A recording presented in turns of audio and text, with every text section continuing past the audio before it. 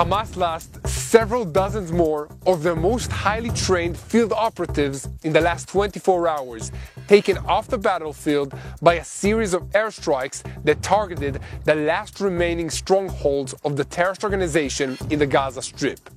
In Lebanon, it is now a matter of when, not if, the ceasefire will collapse, even though there are 3 weeks left before it officially expires. Israel's defense minister had declared that if Hezbollah does not retreat north of the Litani River, there will be no agreement and we will act with force.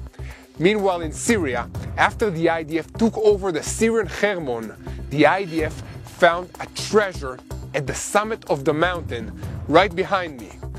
Regarding the negotiations to free our hostages in Gaza, Israel is ready for a deal. We have a lot to talk about today, so let's dive into the details.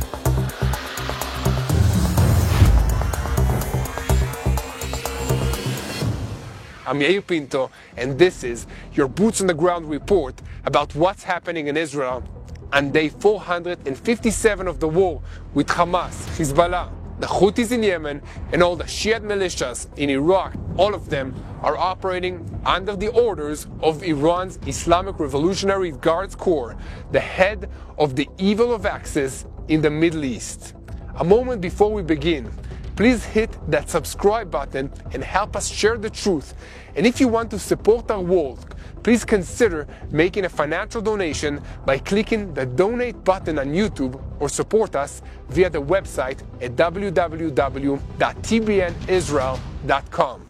A major push was made in the Gaza Strip over the last few days as a joint operation was carried out by the Air Force and the Southern Command, guided by the military intelligence and the Shin Bet. Aircrafts struck over 100 terror targets throughout the Gaza Strip this past weekend. In these strikes, dozens of Hamas terrorists were eliminated. That's according to the IDF and the Shin Bet, who added that the IDF attacked a number of launch sites from which rockets were fired into Israeli territory during the weekend were identified.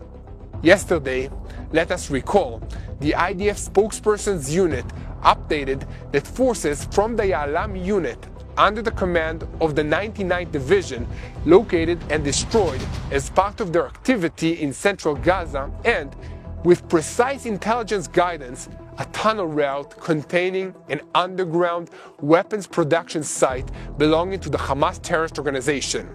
In the compound, several laths and machines for purchasing and cutting materials were found. This equipment was used to build rockets and other weaponry for Hamas to use against Israel. The usual piles of weapons and ammunition, as well as other military equipment, documents, computers, and USB drives were also found. Tunnels connected to this compound to other Hamas bunkers were also destroyed, and Hamas will not be able to use this underground facility anymore. Because the IDF combat engineers cleared it, mapped it, and demolished it using explosive charges. And meanwhile, in recent days, the IDF and the Shin Bet have been applying pressure on the Hamas government by focusing strikes on officials in Hamas's civil branch, eliminating over 50 terrorists from this wing in the last several days. In a related development, a field commander from the Palestinian Islamic Jihad group, Saad Said Zakhi Danoun, who served as a company commander and deputy of the rocket array in the northern Gaza Strip, was eliminated last week. According to the IDF spokesperson's statement on Sunday, this evil man infiltrated Israeli territory and took part in the October 7th massacre, and during the war, he even planned and led several ambushes against the IDF in the Bet Lahia area in the Gaza Strip. In the course of trying to carry out another ambush, Saad and an accomplice were identified and the IDF forces opened fire on them. Saad was hit and eliminated while the other terrorists surrendered. The defense establishment says that the intelligence for all these operations comes from the intensive efforts of field coordinators and intelligence personnel in the Shin Bet who work together to reach those operatives who held Hamas and rebuild its hold over the Gaza Strip and its residents. Israel understands that Hamas managed to recruit terrorists to its ranks because it controls the supply of humanitarian aid to the population. The ability to control the supply of water and bread gives Hamas leverage over the population, and it uses this leverage to compel young men to join their ranks. This is the only way that many of these young men can get food and water for their families. Hamas also makes a lot of money from selling humanitarian aid to ordinary people who are supposed to be getting it for free from the aid organizations. It can be assumed that Hamas will use this money to try and buy more weapons and smuggle them into the Strip to continue this war against Israel. Meanwhile, the Shin Bet is investing a great deal of effort in interrogating the terrorists arrested at the Kamal Adwan hospital last weekend. In that operation, more than 250 terrorists were arrested and taken in for interrogation in Israel. The defense establishment says that a great deal of valuable information is being gathered from these interrogations. Among the details is a range of mid-level field leaders and also several terrorists who took part in the atrocities of October 7. In the security establishment, they say that we also saw this week in the annual report published by the Shin Bet the results of the investigative efforts that targeted hundreds of sites that came from the Shin Bet interrogations. This is life-saving information for the ground maneuver that was passed on to the IDF forces in the field, as well as information that led to the location of bodies of hostages brought from Gaza for burial in Israel. Here at TBN Israel, we'll continue reporting on every military development in Gaza. As always, we ask you to help us by sharing our videos on YouTube, subscribing to this YouTube channel, and following us on social media. And if you want to support our work, you can go to our website at www.tbnisrael.com or click the donate button on YouTube. And speaking of boots on the ground, at the moment, my boots are on the ground just a few meters away from the border with Syria.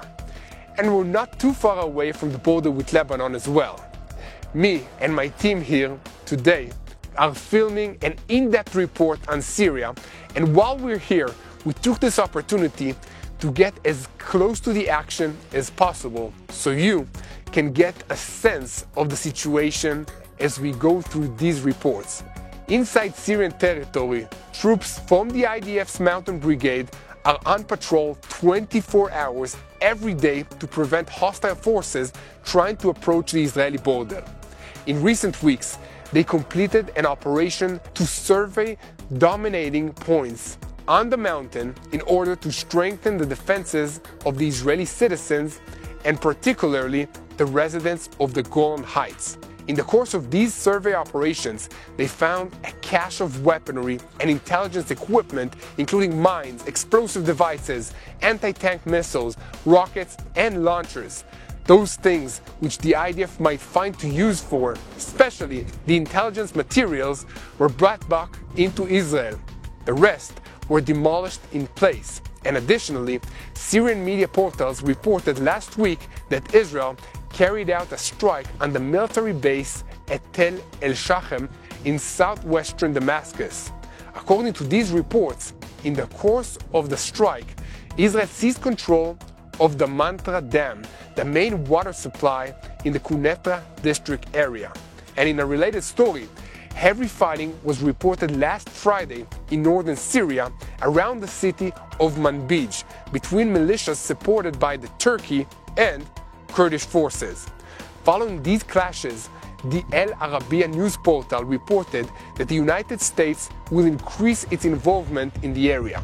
Now switching our focus to Lebanon, where the Israeli Air Force continues exposing and destroying terror infrastructure, it appears that the ceasefire was turned into a sort of fragile respite, with only brief periods of quiet between one round of fighting and the next. The question now is not whether the agreement will collapse, but when. Defense Minister Israel Katz's visit to the Northern Command on Sunday and his resolute statement that Israel will not withdraw without full implementation of the agreement and dismantling Hezbollah's terror infrastructure sends a signal that the Lebanon ceasefire is approaching its end under escalating tensions and repeated violations by Hezbollah. The strike by the Air Force last Saturday on sites from which the organization launches rockets into southern Lebanon is yet another reminder of the reality on the ground, that the ceasefire is fragile and unstable at best. Despite the clear demands on the Lebanese army to neutralize Hezbollah's threats, the launchers remained operational until the IDF itself destroyed them. Reports in the Lebanese newspaper El Akhbar that the United States sent serious signals to the Lebanese army only underscore the growing lack of trust among international players in Lebanon's willingness to implement the agreement. While American General Jasper Jeffers continues monitoring and pointing out violations, Hezbollah is not deterred or even distracted from their overall goal. The organization has once again set up forbidden military posts, openly violating Security Council Resolution 1701, despite its public statements that it is committed to the ceasefire. This situation leads to the inevitable question: how long can Israel hold back? It is increasingly obvious that the IDF will, at minimum, need to stay in southern Lebanon beyond the planned ending of the 60-day ceasefire, and it is likely that Hezbollah will use this as an excuse to resume firing at communities in the Galilee. Experts assess such a scenario is meant to present Israel with a dilemma: whether to respond with force and conduct wider strikes, even at the risk of sliding into a full confrontation. On this day, as we're here in the north filming our reports, I spoke with the residents of the Galilee. Many said that up to now, since the beginning of the ceasefire at the end of November, they have enjoyed relative quiet, trying to return to normal life and rebuild a sense of security. Schools and businesses have reopened, and daily routines are beginning to become more normal. However, the fear of renewed rocket fire from the Hezbollah terrorists to the northern communities once again becoming a front hovers over them. But here lies the absurdity. Hezbollah, which presents itself as Lebanon's defender, is steering it towards a deadly collision course that could exact a heavy price from civilians on both sides of the border. If the Lebanese National Army does not fulfill its obligations, and if Hezbollah continues testing Israel's patience, the likelihood of another confrontation keeps rising. Israel must consider its steps carefully, but cannot avoid sending a clear and a sharp message: a ceasefire can't exist on only one side. The road to security lies in standing firmly on red lines, not in compromising with a terrorist organization that seizes every opportunity to break the agreement. So, where are we heading in the north? A senior security source declared recently that a weakened Hezbollah will not threaten the territory of the State of Israel, meaning the northern theater of conflict is far from over. And beyond that, it looks like we're heading towards a situation similar to what existed from 1985 to 2000, when the IDF was deployed in southern Lebanon to serve as a shield between Hezbollah and the northern Galilee communities. The IDF is already establishing a series of permanent outposts in strategic points in southern Lebanon. As of now, Israel's government has decided that evacuated northern residents won't return to their homes before the end of February, and it was further determined that in mid-February another decision will take place. Between now and then, a lot can happen, but there's two things that we know for sure will occur. First, the 60-day period for the agreement will expire, and second, the newly elected American President Donald Trump will enter the White House, an event which Israel officially calls a moment of decision. Here at TBN Israel, we'll continue reporting on what's happening on the Lebanon front, and as always, we ask you to help us by sharing our videos and following us on social media. We're developing more resources to keep you informed, including our news site TBNIsrael.com with up-to-date and detailed content on what's happening in Israel. So come on in and stay focused on the truth. And just before we turn to the developments in the negotiations for the release of our hostages in Gaza, held by Hamas terrible terrorists, let's take a moment to look at the Judea and Samaria front in Israel. During a routine check on Sunday night at the entrance to Nablus in the Samaria Brigade sector, forces stopped a vehicle containing 20 pistols and magazines. The suspects were arrested and transferred for interrogation by security forces.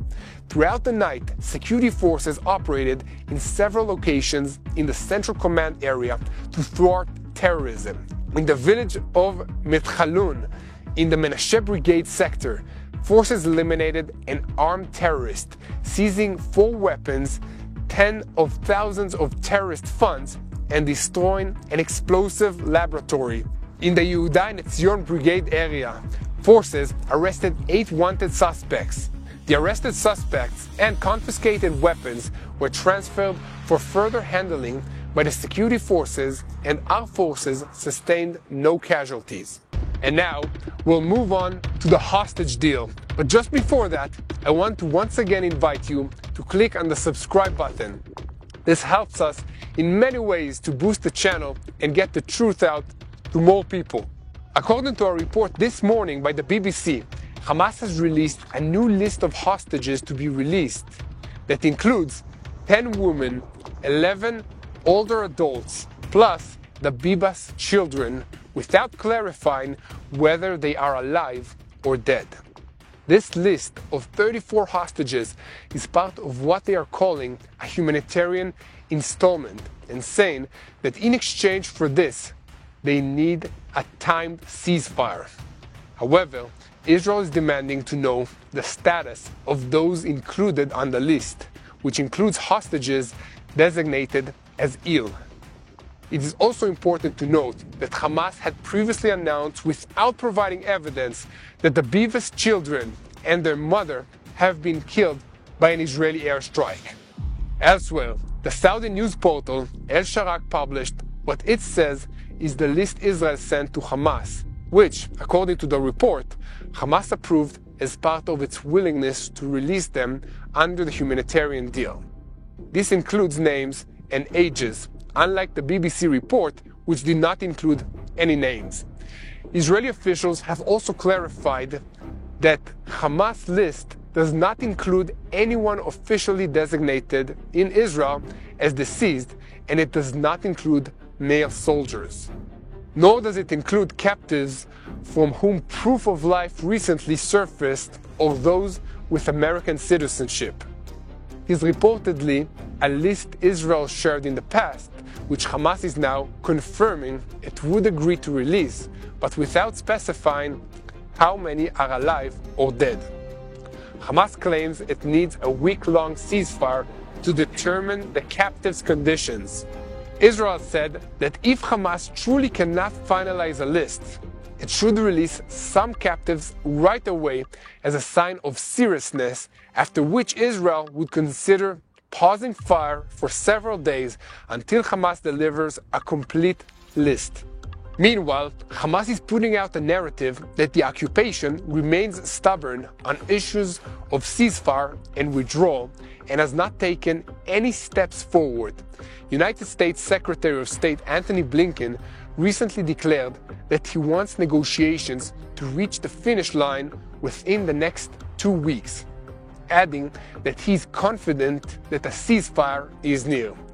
With that in mind, American and Arab mediators have ramped up their efforts in recent days to achieve a ceasefire agreement in the Gaza Strip. Sources in the Israeli delegation to the talks said that solutions have been found for all outstanding issues regarding the deal, and that the agreement now awaits a decision at the political level. According to these sources, it's a stage agreement expected to last 2 to 3 months, and senior Hamas figures in Gaza and abroad will receive immunity from assassinations in exchange for leaving the Strip and transferring power to an independent Palestinian entity coordinated with Arab and Western governments.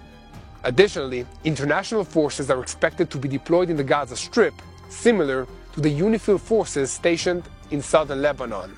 The United States will serve as a guarantor for implementing all clauses of the agreement. On Friday, Israel sent a delegation of experts to Doha, Qatar, to renew the talks under the Qatari and the Egyptian mediation. The Biden administration, which supports these mediation efforts, is pressing Hamas to agree to the framework. Hamas, for its part, says it is committed to reaching an agreement as soon as possible, but it remains unclear how close the parties are to a consensus. In recent months, US President Donald Trump has repeatedly threatened Hamas that if the terror organization does not return the hostages by his inauguration on January 20th, he will unleash hell that they have never seen before. Trump has further threatened on several occasions by saying it would be wise for Hamas to release the hostages before January 20th. However, Israeli negotiations say that what they need now is a period of quiet where no one on any side makes any big dramatic public statements.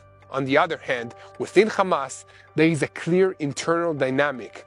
When there is no signal leader and every faction is aware of how it looks to the others, no one wants to be seen as weak or as the one that concedes, and different agendas and pressures are pushing from all sides. At any stage, any of the internal Hamas factions can blow up whatever understandings have been reached, which are themselves not set in stone. In fact, the wording on the ending of the war is quite vague, and Hamas understands that as well. It also understands that the newly elected US President Donald Trump may not allow a full resumption of war if a ceasefire goes into effect. In a certain sense, this is critically important. Hamas assumes that the first part of the deal will create a dynamic, and the Trump administration will inherit a new reality of no active daily fighting in the Gaza Strip, and it will not want to go back.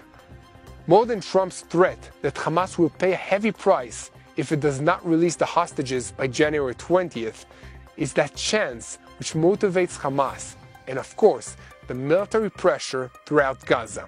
If Israel does not get a deal, the IDF will launch a series of highly offensive operations throughout the Strip.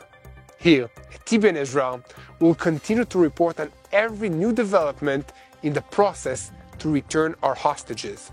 Please keep spreading the truth, and most importantly, pray for the safety of our hostages in Gaza who are held by Hamas's terrible terrorists. Pray for the safety of the IDF soldiers wherever they are, here in Syria, in Lebanon, on the Hermon mountain behind me, in the Gaza Strip, or in Judea and Samaria.